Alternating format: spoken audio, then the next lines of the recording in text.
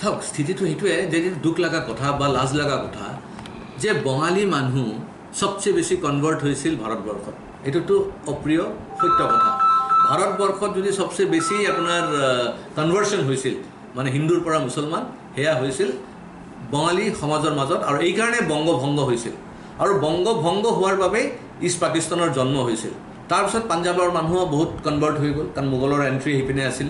তো এইখানে দেখা গৈছে কি যে এই মোগলৰ অত্যাচাৰত যিসকল বঙালী হিন্দু মানুহ বা পাঞ্জাবী মানুহ বা আমাৰ বেলেগ ৰাজ্যৰ মানুহসকল যিবিলাক কনভাৰ্ট হৈছিল, তেওঁলোকে কিন্তু বেছি আৰু মানে গোড়ামী দেখাব আৰম্ভ কৰিলে। আৰু তাৰ কাৰণে আজি বাংলাদেশত আমি দেখা পাইছোঁ যে টোটেলি এটা তালিবানী শাসন চলি আছে। আৰু তাতে নিষ্ঠুৰভাৱে, মইতো ভাবোঁ অসম আন্দোলনতো এই ধৰণৰ নিষ্ঠুৰভাৱে হত্যা হোৱা নাই যি প্ৰকাৰে আজি আমি দেখা পাইছোঁ। আৰু ছাত্ৰ আন্দোলনৰ নামত এইটো আমি দেখা পাইছোঁ। ছাত্ৰ আন্দোলনটো এনেকৈ হ'ব নোৱাৰে। ছাত্ৰ মানুহ কি? ছাত্ৰ মানুহতো তেওঁলোকেতো নিজৰ শিক্ষা, তেওঁলোকৰ নিজৰ দেশ বা নিজৰ সমাজৰ কাৰণে কাম কৰিব, তেওঁলোকেতো হত্যা কৰাৰ কথা নহয়।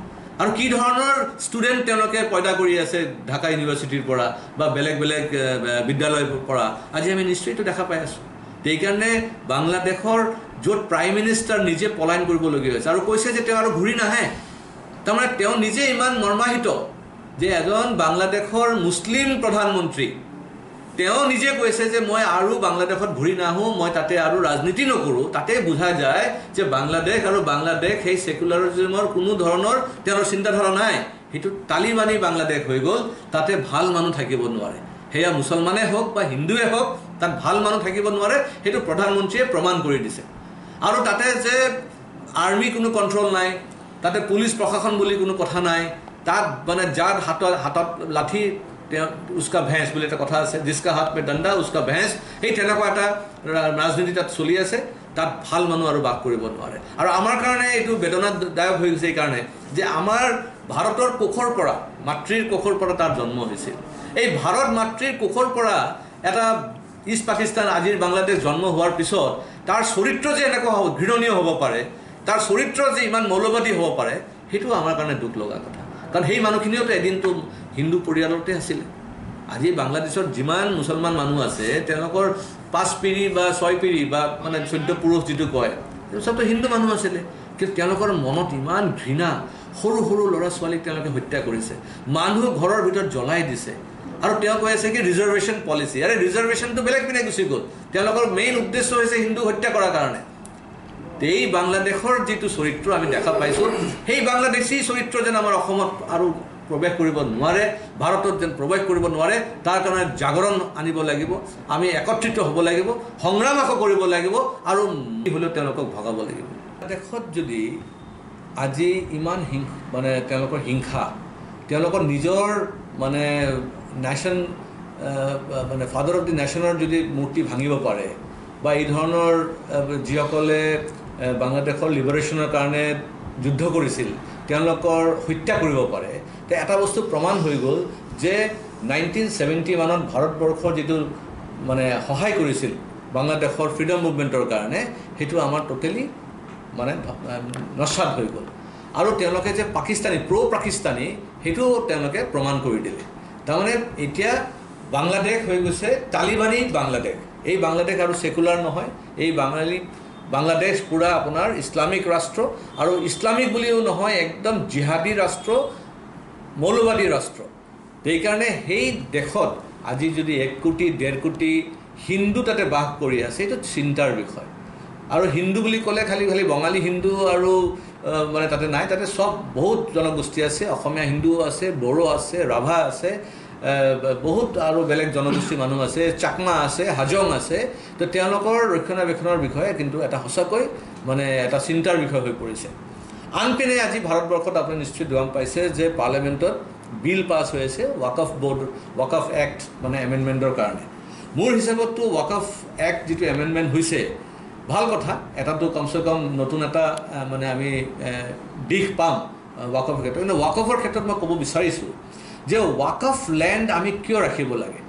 1954 জৱাহৰলাল নেহৰু তেতিয়া প্ৰধানমন্ত্ৰী, তেখেতে ৱাকফ এক্ট আনিছিলে এমেণ্ডমেণ্ট কৰি পেলাই, আৰু তাতে কোৱা গৈছিল যে যিসকল মানে হিন্দু বাংলাদেশৰ পৰা মানে তেতিয়া পাৰ্টিশ্যনৰ পিছত আহিছিলে বা যিসকল মুছলমান পাৰ্টিশ্যনৰ পিছত ইণ্ডিয়া এৰি পেলাই তেওঁলোকে ইষ্ট পাকিস্তান ৱেষ্ট পাকিস্তান গুচি গৈছিল, এই মুছলমানখিনিৰ যে মাটি আছিলে সেই মাটিখিনি ৱাকফ বৰ্ডত তেওঁলোকে লৈ লৈছিলে।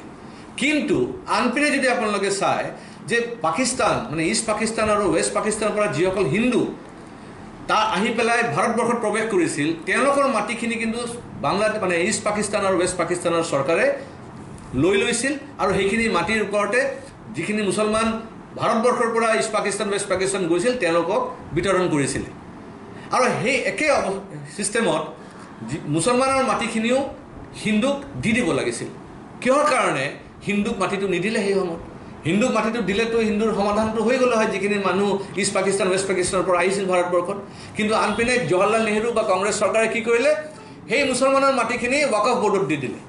আৰু ৱাকফ বৰ্ডৰ আজিৰ দিনত যিমান মাটি আছে আপুনি ধৰি ল'ব পাৰে, এটা কেৰালা ৰাজ্যৰ যিমানখিনি মাটি ইমানখিনি মাটি ৱাকফ বৰ্ডত আছে গোটেই ভাৰতবৰ্ষত। গোটেই ভাৰতবৰ্ষৰ 3টা যদি মানে অৰ্গেনাইজেশ্যনৰ নাম লওঁ, সবচে বেছি ডিফেন্সৰ ওচৰতে মাটি আছে, তাৰপিছত ৰেলৱে মিনিষ্ট্ৰীৰ ওচৰতে মাটি আছে আৰু তাৰপিছত ৱাকফ বৰ্ডৰ মাটি আছে। আজি যদি কোৱা গৈছে যে 1.5 কোটি মানুহ হয়তো আহি যাব পাৰে ভাৰতবৰ্ষত, এটা কথা আছে স্পষ্ট যে অসমত নাহে বা অসমত অহাৰ সেই পৰিৱেশো নাই, কাৰণ অসমৰ যিবিলাক বাউণ্ডেৰী আছে বাংলাদেশৰ লগত তাতে আৰু হিন্দু গাঁও হৈ থকা নাই, গোটেই গাঁওবিলাক হৈছে মুছলিম গাঁও। কোনো হিন্দু বাংলাদেশৰ পৰা মুছলমান গাঁৱেদি প্ৰৱেশ কৰি আৰু এটা ভাৰতবৰ্ষত আহি মুছলমান গাঁৱত আহি বসবাস নকৰে, কাৰণ অসমটো আমি জানো যে 40% বেছি এতিয়া মুছলমান হৈ গ'ল। তো ক'ত আৰু মুছলমান ৰাষ্ট্ৰৰ পৰা আহি মুছলমান ৰাজ্যত আহি প্ৰৱেশ কৰিব?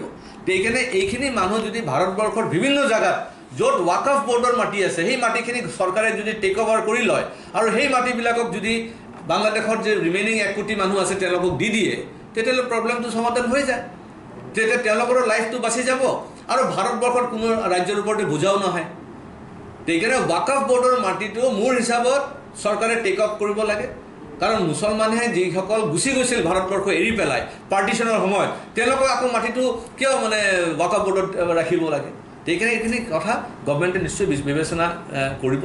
আৰু ময়ো ভাবোঁ এইটো এটা গণ আন্দোলন হ'ব লাগে এইখিনি লৈ, যে আমি ধৰ্মৰ ভিত্তিত দেশ বিভাজন হৈছিল, ধৰ্মৰ ভিত্তিত তেওঁলোকে 2টা ইছলামিক ৰাষ্ট্ৰ লৈ গুচি গ'ল। তাৰপিছত তেওঁলোকৰ মাটি য'ত আমাৰ হিন্দু শৰণাৰ্থীসকলক দিব লাগিছিল সেইখিনি নিদি পেলাই গভৰ্ণমেণ্টে কি কৰিলে, কংগ্ৰেছ চৰকাৰে কি কৰিলে বা নেহৰু ডাঙৰীয়াই কি কৰিলে, মুছলমানকে দি দিলে আকৌ। আৰু ৱাকফ বৰ্ডৰ এনেকুৱা এটা অৱস্থা, আজি মোৰ বাউণ্ডাৰীৰ বাহিৰত যদি কোনোবাই যদি এটা কবৰস্থান বনাই লয়, তো কালি ৱাকফ বৰ্ডে ক'ব যে এই মাটিখিনিও তেওঁলোকৰ। ইমান পাৱাৰ আছে ৱাকফ বৰ্ডৰ। আৰু ৱাকফ বৰ্ডৰ পাৱাৰ থকাৰ বাবে আজি চৰকাৰী মাটিবিলাক যে বেদখল হৈ আছে তাৰ এটা ডাঙৰ উদাহৰণ সেইটোৱে। কাৰণ কি কৰে, যিবিলাক বাংলাদেশী মুছলমান আহিয়ে মনত কৰিব তেওঁলোকে VGR PGR চৰকাৰী মাটি দখল কৰে, আৰু চৰকাৰী মাটি দখল কৰি এটা কবৰস্থান বনাই ল'ব, চৰকাৰী মাটি দখল কৰি এটা মছজিদ বনাই ল'ব, আৰু তাৰপিছতে ক'ব যে এইখিনিতো মাটি মুছলমানৰ, এইখিনি মাটিটো এতিয়া ৱাকফ বৰ্ডত দিব লাগে। তেনেকৈ কৰি দেখোন ভাৰতবৰ্ষৰ গোটেই মাটিয়ে গুচি যাব। তেনেকৈ কৰি পেলাই দেখোন গোটেই মাটি অসমৰ দেখোন ৱাকফ বৰ্ডতে গুচি যাব। সেইকাৰণে এই এমেণ্ডমেণ্ট যে কৰিব গৈ আছে মোদী চৰকাৰে, তাৰ কাৰণে মই ধন্যবাদ জনাওঁ। আৰু মই ভাবোঁ আৰু কঠোৰভাৱে এই এমেণ্ডমেণ্টটো হ'ব লাগিছিল। এই এমেণ্ডমেণ্টটো একদম মানে এনেকুৱা হ'ব লাগিছিল যে ৱাকফ বৰ্ড বুলি কোনো একো বস্তুৱে ৰাখিব নালাগে। ৱাকফ আৰু কি আৰু এই ভাৰতবৰ্ষ কি মুছলমান ৰাষ্ট্ৰ নেকি যে ইয়াতে ৱাকফ বৰ্ড থাকিব আৰু মাটিবিলাক ৱাকফ বৰ্ডক দি দিব? ভাৰতবৰ্ষ যদি ছেকুলাৰটো ছেকুলাৰ হিচাপে ছেকুলাৰ ধৰ্ম পালন কৰিব লাগে। হিন্দুৰ কাৰণে যদি এই ধৰণৰ কোনো বৰ্ড নাই, খ্ৰীষ্টানৰ কাৰণে যদি এই ধৰণৰ কোনো বৰ্ড নাই, শিখ আৰু জৈন আৰু বুদ্ধিষ্টৰ কাৰণে যদি এই ধৰণৰ বৰ্ড নাই, তো মুছলমানৰ কাৰণে এইকাৰণে কেনেকৈ বৰ্ড থাকিব? সেইকাৰণে মই ভাবোঁ যে ৱাকফ বৰ্ড টোটেলি বন্ধ কৰি দিব লাগে আৰু মাটিখিনি যিবিলাক শৰণাৰ্থী আছিল তেওঁলোকক দি দিব লাগে।